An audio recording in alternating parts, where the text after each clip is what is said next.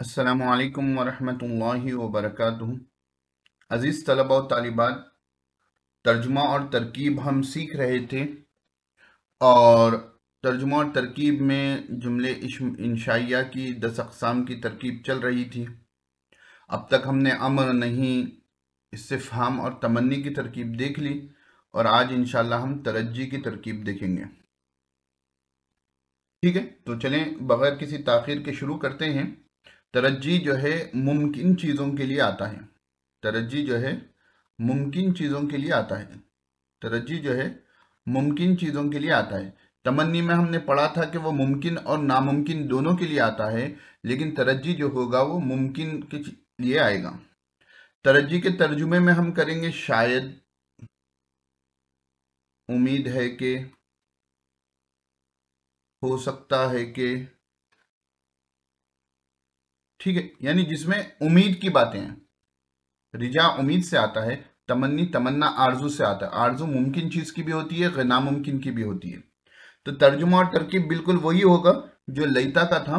دیکھ لیں گے چند مثالیں قرآن کریم کی، آج مثالیں ہمارے ساتھ موجود ہیں تو انشاءاللہ وہ بھی دیکھ لیں گے۔ تو لعل آپ کو معلوم ہوگا حرف مشبہ بالفعل میں سے ہے۔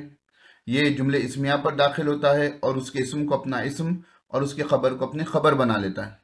لعل کے اسم پر زبر آتا ہے اور لعل کے خبر پر پیش آتا ہے۔ ٹھیک ہے، بنیادی باتیں تو یہی ہیں۔ تو لعل حرف مشبہ بالفعل،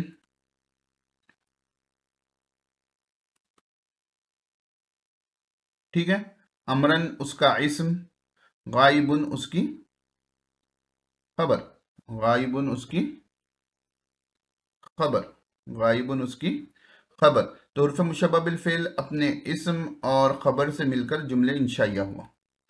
جملے انشائیہ ہوا۔ حرف مشبہ بالفعل اپنے اسم اور خبر سے مل کر جملے انشائیہ ہوا۔ حرف مشبہ بالفعل اپنے اسم اور خبر سے مل کر جملے انشائیہ ہوا۔ اب ترجمہ کیا کریں گے؟ پہلے لعل کا ہوگا، پھر امرن کا آئے گا، پھر غائبن کا آئے گا۔ شاید کہ امر غائب ہے، شاید کہ امر غائب ہے، ٹھیک ہے نا۔ دیکھو، عمر غیر منصرف ہے اور امر منصرف ہے، اس لیے امر پر تنوین آئی، اور یہ واو آنے کی وجہ سے ہم بعض لوگ اس کو امرو پڑھتے ہیں، وہ غلط ہے، بلکہ یہ عمر نہیں امر ہے۔ ٹھیک ہے، چلو تو پہلی مثال سمجھ میں آ گئی، چلیں آگے بڑھتے ہیں۔ لعل زیدن یاتینا بخیر، ایک کتاب ایک مثال ہے کہ لعل حرف مشبہ بالفعل، ٹھیک ہے، زیدن پر زبر ہے، دو زبر یعنی الف آیا، دو زبر کی علامت ہے یعنی وہ یہ اس کا اسم ہے۔ یاتینا بخیرین یہ پورا جملے فعلیہ ہے نا۔ اب اس کی الگ سے ترکیب ہوگی، جملے فعلیہ ہو کر یہ خبر بن رہا، ٹھیک ہے۔ تو موٹی چیز اگر میں اس کو خبر مان لوں یاتینا بخیرین، تو یہ ہو گیا تینوں مل کر جملے انشائیہ۔ لیکن کیونکہ ہم نے جملے فعلیہ کی ترکیب دیکھی ہے تو ہم اس کو بھی اور ایکسپینڈ کر سکتے ہیں۔ تو یاتینا جو ہو جائے گا، میں اس کے بارے میں یہاں لکھوں آپ کے لیے، یاتینا جو ہو جائے گا فعل پلس فاعل پلس مفعول، ہوگا نہیں ہوگا؟ یاتی وہ لائے گا نا ہمارے پاس، یاتینا تو یاتی میں فعل ہے، ہوا ضمیر فاعل ہے، اور نون الف نا جو ہو گیا یہ مفعول بھی ہے۔ یاتینا وہ لائے گا ہمارے پاس، بخیرن یہ جار مجرور ہے۔ اور آپ کو معلوم ہوگا ایتی بالمائی پانی لاؤ، تو یاتینا بخیرن، ہر عطا یاتی کے بعد اگر باصلہ آ جائے تو لانے کا ترجمہ ہوتا ہے، باصلہ آ جائے تو لانے کا ترجمہ ہوتا ہے، ورنہ یاتی عطا یاتی کے معنی ہوتے ہیں آنا۔ تو یاتینا بخیرن بھلی خبر لے کر آئے، بھلی بات لے کر آئے۔ لعل زیدن امید ہے کہ زید، ہو سکتا ہے کہ زید ہمارے پاس اچھی بات لے کر آئے، خیر کے ساتھ آئے۔ تو پہلے لعل کا ترجمہ، پھر زیدن کا، پھر یہ جملے فعلیہ ہے، تو جملے فعلیہ کی ترکیب پہ جو ترجمہ کر رہے تھے اس طریقے سے ترجمہ ہوگا، برابر۔ چلیں آگے بڑھتے ہیں۔ لعل الساعۃ قریب، یہ قرآن کریم کی آیت ہے۔ تو لعل حرف مشبہ بالفعل،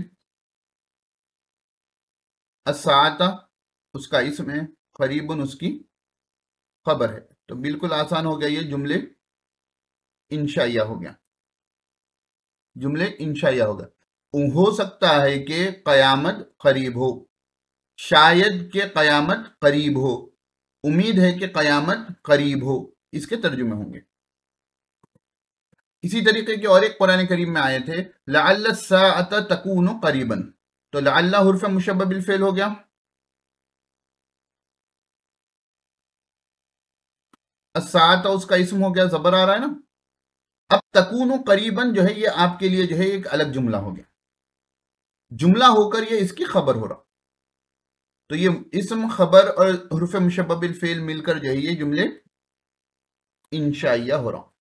اب تکون قریباً میں جو ہے اگر آپ کو معلوم ہوگا کانا یکونو جو ہے یہ فعل ناقص ہے. ٹھیک ہے، فعل ناقص اپنے اسم پر داخل ہوتا، جملے اسمیہ پر داخل ہوتا ہے. تو فعل ناقص کے ساتھ اس کا اسم یہاں پر محذوف ہے، وہ یعنی حیا یہاں موجود ہے، اور قریباً یہ اس کی خبر ہے کیونکہ فعل ناقص کی خبر پر زبر آتا ہے. تو یہ فعل ناقص، اس کا اسم اور خبر مل کر یہ ایک جملے اسمیہ ہو گیا، اور جملے اسمیہ ہو کر یہ جو ہے جملے اسمیہ ہو کر یہ لعل کی خبر ہوا. ٹھیک ہے، اگر فعل ناقص کو فعل لے کر چلیں گے تو ہیا جو ہے یہاں پر فاعل بن جائے گی، تو جملے اسمیہ کی جگہ یہ جملے فعلیہ مانیں گے. لیکن فعل ناقص کیونکہ کیا ہوتا ہے، تو کیونکہ کانا فعل ناقص ہوتا ہے تو ہم اس کو کیا کہیں گے، جملے خبریہ کہیں گے، کیونکہ فعل سے اس کی مناسبت ہے. تو جملے فعلیہ ہو کر یہ اس کی خبر بنا، جملے فعلیہ ہو کر اس کی خبر بنا. تو حرف مشبہ بالفعل اپنے اسم اور خبر سے مل کر جملے انشائیہ ہوا. حرف مشبہ بالفعل اپنے اسم اور خبر سے مل کر جملے انشائیہ ہوا. تو یہاں تک بات سمجھ میں آ گئی. چلیں آگے بڑھتے ہیں. لعل اللہ یحدث بعد ذلك امرا، یہ سورہ طلاق کی آیت ہے. تو لعل حرف مشبہ بالفعل، لفظ اللہ اس کا اسم. اب یہاں سے دیکھو ایک دوسرا جملہ شروع ہو گیا، یہ پورا جملہ جو ہے اس کی خبر ہوگا. ٹھیک ہے، تو اسم خبر سے مل کر حرف مشبہ بالفعل یہ جملے انشائیہ ہو گئے. ٹھیک ہے، اب یحدث فعل مضارع. ٹھیک ہے، بعد ذالک یہ مان لو آپ مفعول فی، بعد ذالک مفعول مان لو، کیونکہ ابھی امرن جو ہے یہ بھی مفعول ہے. لعل اللہ یحدث فعل ہے پلس اس میں ہوا ضمیر فاعل ہے. تو فعل اپنے فاعل اور دو مفعولات سے مل کر جملے فعلیہ ہوا، اور جملے فعلیہ ہو کر یہ خبر ہوا لعل کی. تو لعل اپنے اسم اور خبر سے مل کر جملے انشائیہ ہوا. امید ہے کہ اللہ رب العزت یحدث نئی بات لائیں گے، بعد ذالک اس کے بعد کوئی امر، کوئی بات. ٹھیک ہے، امید ہے کہ اللہ رب العزت اس کے بعد کوئی بات لائیں گے، یعنی طلاق کے واقعے کے بارے میں ہے کہ اس کے بعد کوئی نیا حکم اللہ رب العزت امید ہے کہ لائیں گے. اور ترجی جو ہے ممکنات کے لیے آتا ہے، ناممکنات کے لیے نہیں آتا ہے. تو امید ہے کہ آپ کو جو ہے یہ سبق سمجھ میں آیا ہوگا. تو مشق کرتے رہیں، مشق کرنے سے ہی آپ کو فائدہ ہوگا. اور آپ لوگوں کے لیے ہم نے قرآن کریم کی ترکیب بھی شروع کی ہے، تو اس سے استفادہ ضرور کرنا. السلام علیکم ورحمۃ اللہ وبرکاتہ.